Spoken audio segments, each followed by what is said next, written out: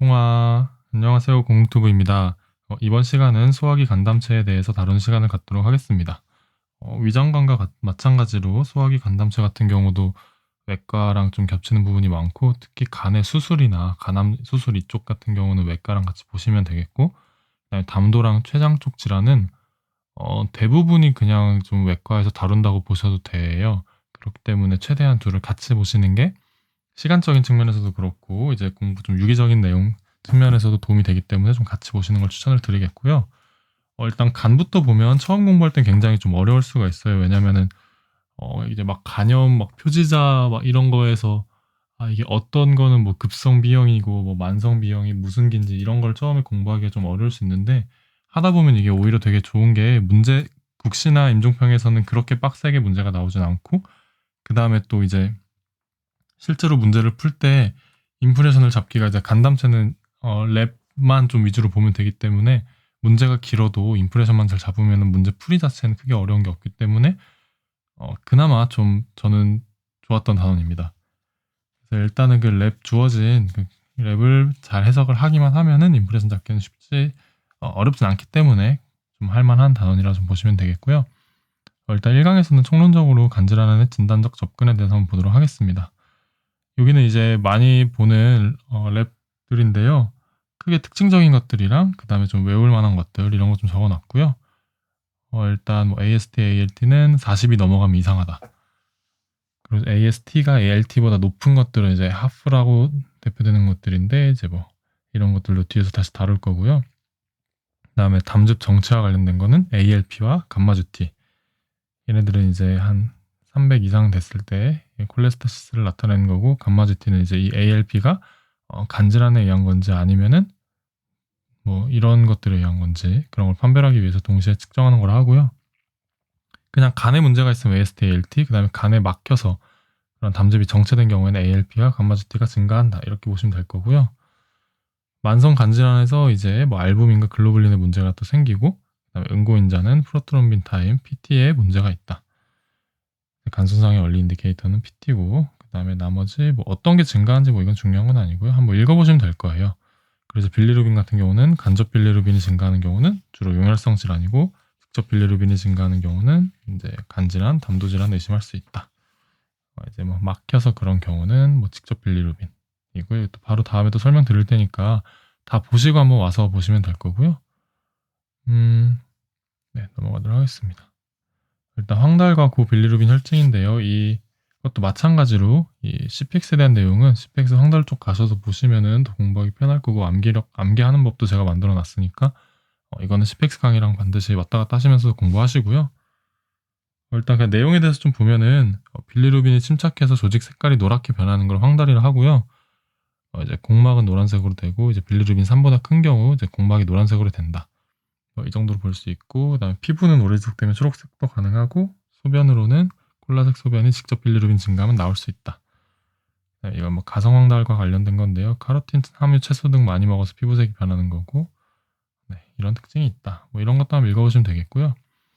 이쪽 내용들은 소화기에서 나오는 내용이기 때문에, 소화기 아니라 소아과죠. 소아과에서 나오는 내용이기 때문에 소아과를 설명할 때 다시 드리는 게 나을 것 같아요. 그래서 이거는 한번 좀 첨부해 드릴 테니까 읽어보시고 나중에 수학과 강의를 올리면 그에 맞게 보시면 될 것 같습니다. 이제 고빌리루빈 혈증인데요. 빌리루빈 증가하는 거에 대해서 보는 거죠. 이제 이거는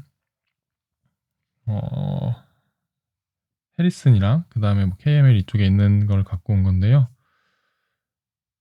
자, 일단 한번 보면 크게 이 대사 과정 자체를 준비하는 거는, 저는 PK 때 막 교수님이 이거 막 설명하라고 하셔서 공부 좀 열심히 하긴 했었는데 결국은 또 까먹더라고요. 그다음에 생리학 공부할 때는 뭐 중요하긴 하겠지만, 사실 크게 중요한 거는 이제 내신 때는 크게 중요한 건 아니고, 말을 잘못 들었는데 내신 때는 좀 중요할 수 있지만 국시나 임종평 때는 크게 중요한 건 아니고요. 일단은 간에 오기 전에는 언컨주게이티드고 간에서 컨주게이티드가 된다. 그래서 이제 언컨주게이티드가 증가하는 경우 간에 오기 전에 문제가 있는 경우, 그러니까 주로 이제 뭐 용혈성 질환이나 이런 경우가 있을 거고요. 그 다음에 이제 컨주게이티드 빌리루빈, 다이렉트 빌리루빈, 얘네가 문제가 있는 경우는 간 자체에 문제가 있다. 이 정도만 일단 좀 생각해 보시면 될 거고요. 밑에 설명을 좀 볼게요.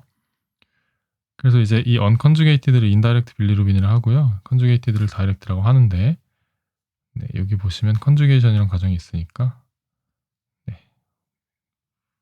보면은 네, 이런 기본적인 특징들 중에 뭐 볼만한 건 이제 지용성이 인다이렉트 빌리루빈이 지용성이기 때문에 BBB를 통과 가능하고, 그래서 이제 이게 있는 경우 뭐 핵황달이나 이런 게 일어날 수도 있다. 이런 게 소아과에서도 네, 다루니까 여기 보면 간접 빌리루빈이 BBB 통과해서 생기는 게 핵황달이다. 이렇게 같이 보시면 될 거고, 그다음에 이제 아까도 봤듯이 이제 다이렉트 빌리루빈은 이제 신장으로 분비가 돼서 신장에서 빌리루빈 유리아가 나올 수가 있다. 뭐 이런 거였고요. 질환으로는 보면 이제 간을 도달하기 전에가 인다이렉트 빌리루빈, 언컨주게이티드가 인다이렉트라고 했으니까요.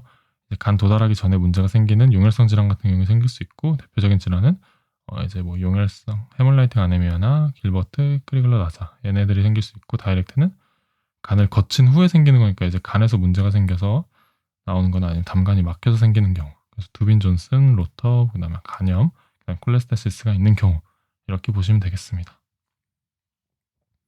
이제 여기서 질환들을 보면은 이제 뭐 용혈성 빈혈 제외하고 뭐 길버트나 크리글러 나자르, 그리고 여기서 두빈 존슨, 로터 얘네들 같은 경우를 밑에서 다룰 거고요.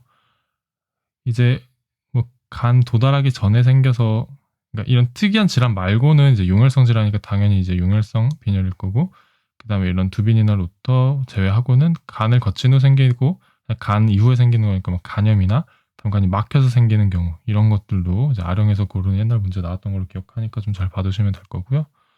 그럼 특별한 좀 질환들을 먼저 보면 비결합 고빌리루빈 혈증이라 하죠. 길버트, 크리글러 나자 얘네들이 좀 세 개가 있는데, 일단 뭐 기본적인 특징들은 아까 봤듯이 이제 비결합 얘네들은 소변으로 나오지 않으니까 절대 소변종이 발견되지 않고요. 그냥 각각 빌리루빈 수치 정도를 적어놨는데 대략적으로 이렇게 되고, 길버트 같은 경우는 이제 보통 20대의 증상이 발현되고 단식을 하거나 격한 운동하거나 스트레스 감염 과음에 의해서 유발되고, 그래서 검사 같은 경우 이제 24시간 단식 후에 빌리루빈이 증가하는지, 페노바비탈 투여 후에 빌리루빈 감소하는지, 토탈 빌리루빈 3 이하 뭐 이 정도로 있으면은 길버트다 이렇게 할 수 있고요. 이제 간 기능이나 리버 바이옵시는 정상이다 이럴 때 관찰을 한다 이렇게 나와 있습니다. 크리글러 나자는 이제 2가 덜 심한 거고 1이 굉장히 심한 거고요. 2 같은 경우는 핵황달은 거의 없지만 1은 핵황달이 있고, 그래서 이 경우에는 페노바비탈을 하고 이제 1 같은 경우는 광치료나 간이식을 한다. 이 자체가 뭐 문제에서 중요하게 나온 적은 많이 없으니까 길버트 같은 경우만 좀 알아두시면은 좀 도움이 될 거고요. 결합 같은 경우는 이제 두빈 존슨이랑 로터 같은 걸 좀 위주로 보면 되는데, 그래서 이제 결합 고빌리루빈이 결국 다이렉트였잖아요. 그래서 DR 해서 다이렉트는 두빈 존슨이랑 로터 이렇게 두 개는 그냥 이렇게 이름에 또 써 있듯이 외우면은 크게 어려울 건 없을 겁니다. 뭐 설명 좀 읽어보시면은 두빈 존슨은 이제 빌리어리 익스크리션 담즙 배설이 장애가 있는 거라서 콜란지오그래피상 이제 갤블레더가 보이지 않는다고 하고요. 그래서 뭐 검은색 간이 특징이고 치료는 불필요하고, 로터는 이제 간 저장 능력이 장애라서 이제 갤블레더는 보이고 뭐 치료는 불필요하다 이렇게 보시면 될 거고요. 사실 중요한 거는 좀 교과서 읽어보시면서 공부를 좀 필요하신 분들은 하시면 될 것 같고, 간염에서는 이제 성인에서 가장 모스트 커먼한 커즈인데 간세포에 손상이 있으면서 분비 기능도 손상이 생기는 거죠. 그래서 이제 간 이후니까 결합고 빌리루빈 혈증이다 보시면 될 거고, 익스트라 헤파틱 콜레스타시스 같은 경우는 아까도 말씀드렸듯이 담즙 배출이 안 되는 경우니까 담석이 있거나 페리암필러리 캔서 같은 경우, 그리고 이제 PBC, PSC 같은 경우 각각 강론들은 뒤에서 다시 배울 테니까 처음 공부하시는 분들은 그냥 부담 없이 이런 게 있구나 하고 나중에 와서 들으시면 되고요. 이제 좀 한번 해보셨던 분들은, 좀 공부하셨던 분들은 그냥 한 번에 정리한다 라고 보시면 되겠습니다. 네, 이제 여기까지 됐고 다음 강의부터 바이러스 간염으로 진짜 강론을 갈 텐데요. 최대한 보기 쉽게 정리 많이 했으니까 걱정 없이 좀 마음 편하게 들으시면 되겠습니다.